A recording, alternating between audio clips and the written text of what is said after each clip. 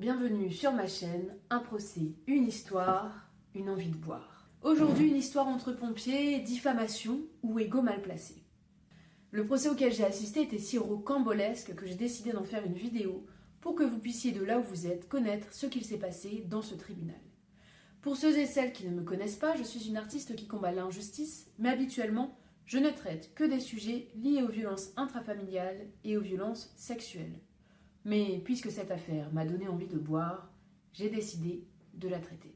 Pour ceux qui ne souhaitent pas écouter l'intro, je vous mets les minutes avec ce à quoi elles correspondent pour que vous puissiez aller directement vers ce qui vous intéresse. Ce mardi, je me dirige au tribunal afin d'écouter quelques affaires en comparution immédiate, sauf qu'à peine garé, je me retrouve en face de deux pompiers qui essaient tant bien que mal de payer un horodateur défaillant.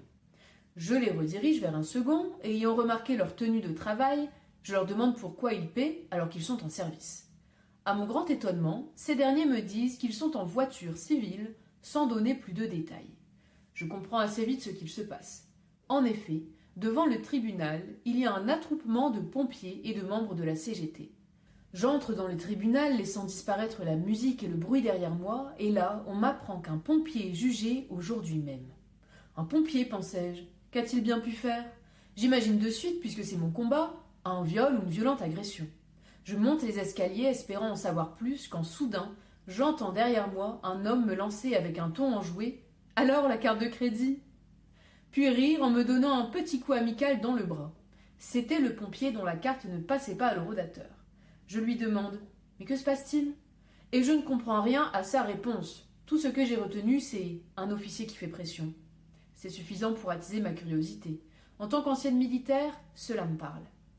Il est 16h22 lorsque je décide de m'asseoir dans cette salle du tribunal remplie de pompiers, avec mon calepin à la main et mon stylo 4 couleurs. Je n'en ressortirai que 2h30 plus tard, abasourdi. Les faits, vers 6h du matin, un pompier s'est blessé durant son service. Il s'est évanoui et tombé violemment, s'ouvrant apparemment au visage. Il sera par la suite opéré à plusieurs reprises dans les mois suivant cette chute. Cela a nécessité des soins de toute urgence. Oui, mais... Ce pompier était à des kilomètres de chez lui.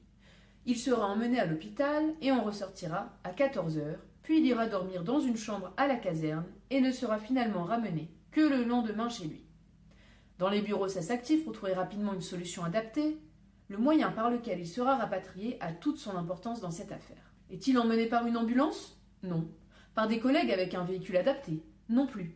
C'est entre 17 et 18 heures que la décision est prise. Après que la femme du blessé se soit proposée, c'est finalement son cousin, qui lui-même est sapeur-pompier, qui fera la route depuis. Le trajet étant dangereux, car à des heures de là où il se trouve, il s'agit quand même de 1140 km en comptant le retour, le cousin a ordre de se restaurer à avant de repartir. C'est un trajet esquintant, on peut l'imaginer encore plus dans l'état dans lequel était le blessé, dont les sinus et la mâchoire ont été brisés par l'accident. De plus, il ne pourra pas, comme les médecins l'ont préconisé, maintenir de la glace sur son visage, un kangou n'étant pas aménagé pour cela. Je sais ce que vous pensez. Quel rapport avec le tribunal? Eh bien voilà, un des 43 membres du syndicat de la CGT ayant accès à la publication de tracts par moyen de communication électronique a décidé d'écrire sur cette situation. En d'autres termes, révolté par la façon dont l'incident a été géré, un pompier a posté un tract sur le site du syndicat. Celui-ci est percutant et succinct. Il commence par « t'as pas su », suivi de quelques mots que l'on pourrait résumer par « rapatrier un pompier après 40 heures d'attente car le colonel Durand n'a pas estimé la situation urgente ». Je précise que par souci de confidentialité, j'ai changé les noms. Et voilà où l'on en est. D'un côté le colonel et de l'autre le secrétaire général du syndicat qui n'est autre que son subordonné et qui est accusé de diffamation.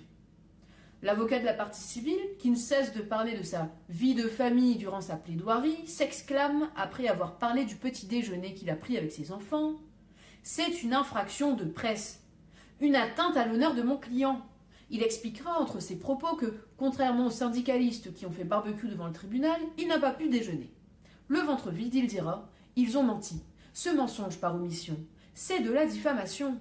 Ils ont le droit d'être virulents, mais pas de mentir. » Il attaquera directement l'accusé par ces mots « On assume quand on est secrétaire général » et terminera finalement sa plaidoirie par « La liberté d'expression s'arrête là où commence la diffamation. On l'aura compris, le colonel n'a pas commis ce qui lui est reproché dans ce poste selon son avocat qui demande 3 000 € pour le préjudice causé à son client et 4 000 € pour la diffamation.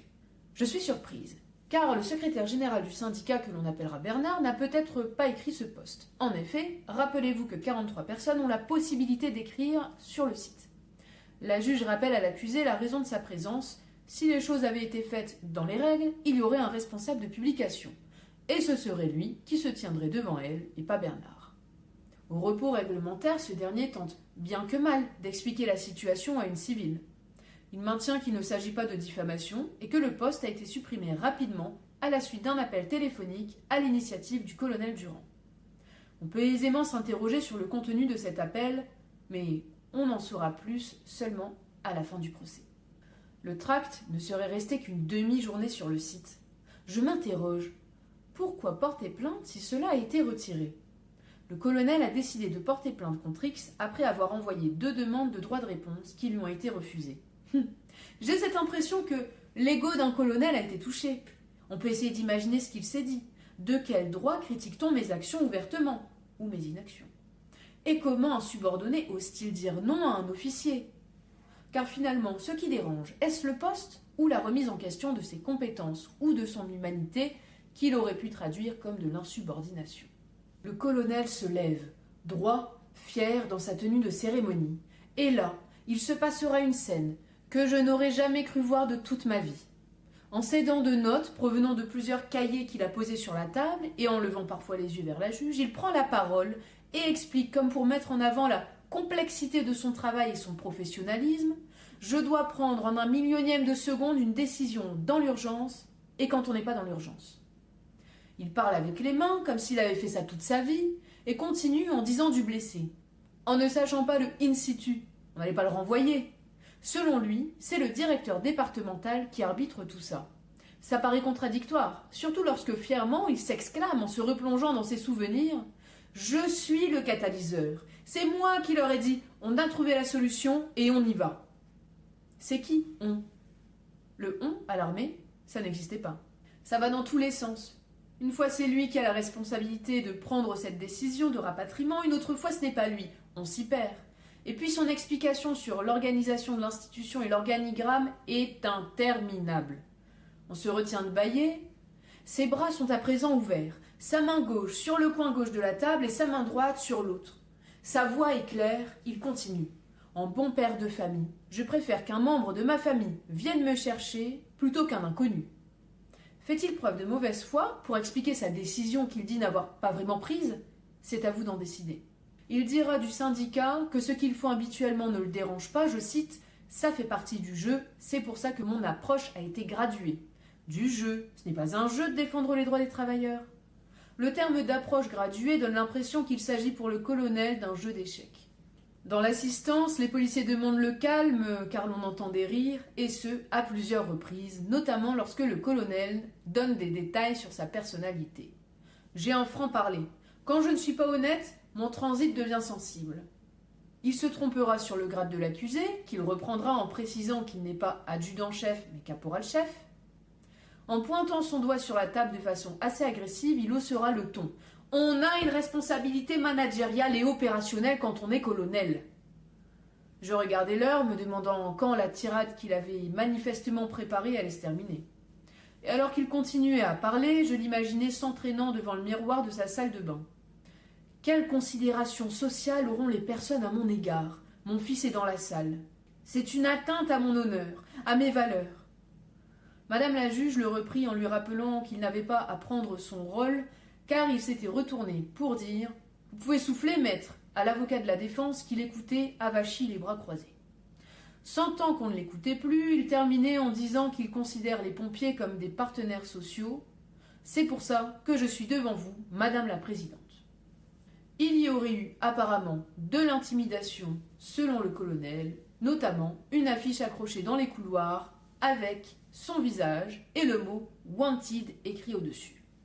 Lorsque l'avocat de la défense lui posera des questions, au lieu d'y répondre comme une victime le ferait, il le pointait du doigt agressivement, puis la main ouverte vers celui qui tentait de faire son travail, lui posait des questions au lieu de répondre aux siennes.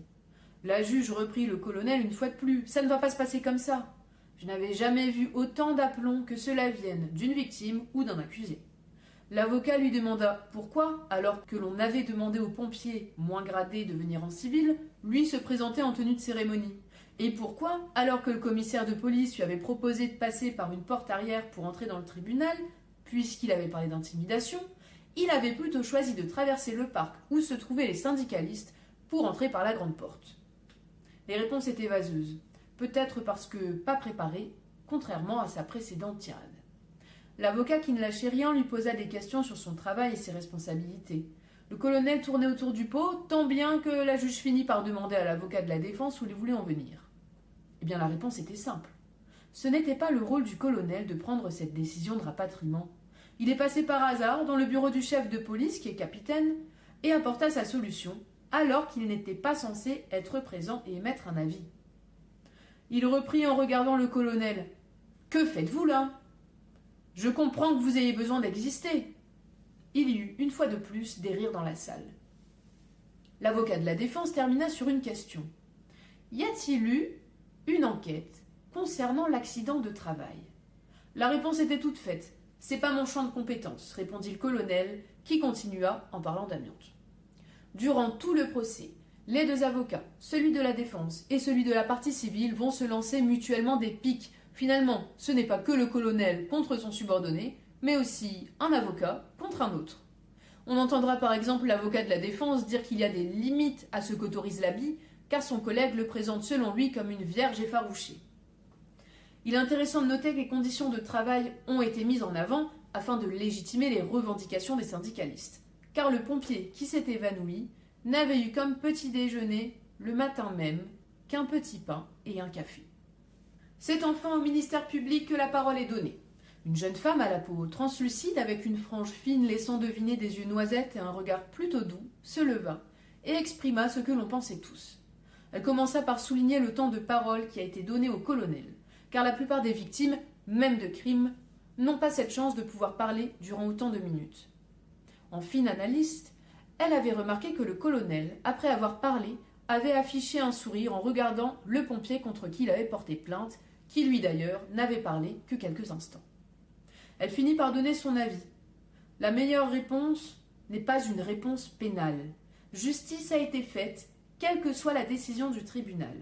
Le ministère public demande une relaxe. Elle dira avant de donner la parole aux avocats et de se rasseoir « Je reste droite dans mes bottes ». On apprend en fin d'audience ce qu'il se serait dit pendant la fameuse conversation téléphonique entraînant la suppression du tract.